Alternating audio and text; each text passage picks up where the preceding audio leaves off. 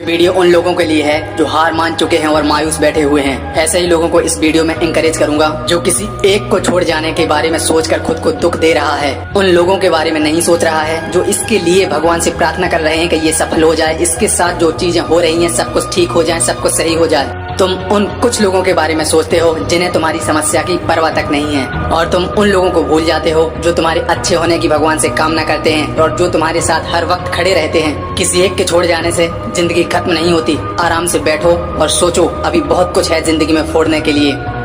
ऐसा भी आपके साथ हुआ होगा कि जब भी आप किसी काम को कर रहे हो और अचानक से दुखों का पहाड़ टूट पड़ा हो और उस समय आपके पास कुछ नहीं बचा होता है, सब कुछ तहस नहस हो गया होता है। उस दुखों के तूफान ने सब कुछ बर्बाद कर दिया है, आपको घुटनों पर ला दिया है। इस समय आपके माइंड में दो थॉट आते हैं, या तो ये जो प्रॉब्लम आपके ऊपर आई है इसे छोड़ दूं, ये जो आप काम कर रहे थे इस काम को छोड़ दूं, या एक कोशिश और कर लूं।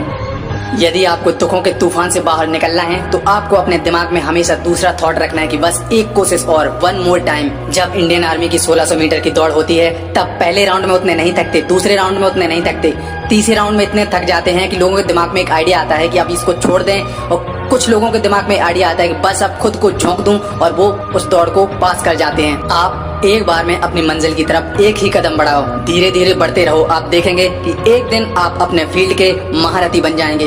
यही पावर ऑफ कंपाउंडिंग की ताकत है।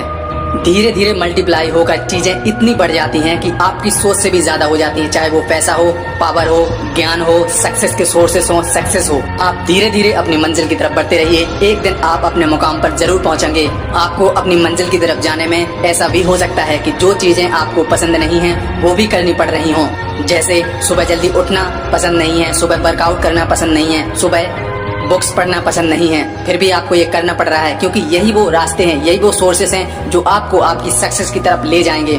यदि आपको अपने फील्ड का बादशाह बनना है, महारथी बनना है, राजा बनना है, तो आपको बहुत सारे सेक्रीफाइस करने पड़ेंगे। अपने कंफर्ट जोन को छोड़ना पड़ेगा। एक बार चंद्रगुप्त मौर्य जी को अपने प्यार को छोड़ना पड़ता है, तब वो चाणक्य जी से पूछते हैं कि आचार्य जी, राजा बनने के लिए इतने सारे सेक्रीफाइस क्यों करने पड़ते हैं? क्या ऐसा नहीं हो सकता कि इतने सारे सेक्रीफाइस ना करने पड़े और मैं राजा बन जाऊं? इस बात का चाणक्य जी बड़ा प्यारा ही जवाब देते हैं। वो कहते हैं, यदि राजा बनने के लिए सेक्रीफाइस नहीं करने पड़ेंगे तो सभी राजा बन जाएंगे, क्योंकि राजा वही बनता है जो इसके लायक होता है।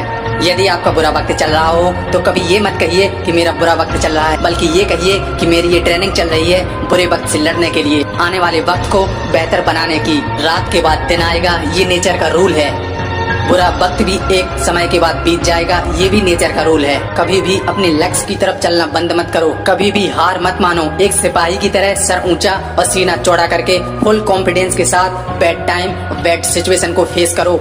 जब इस दुनिया को कोई परवाह नहीं तुम्हारे दुखों की, तुम्हारी तकलीफों की, तो तुम क्यों परवाह करते हो इस दुनिया की? Always remember one thing, stay focused, stay anchored and try again and again.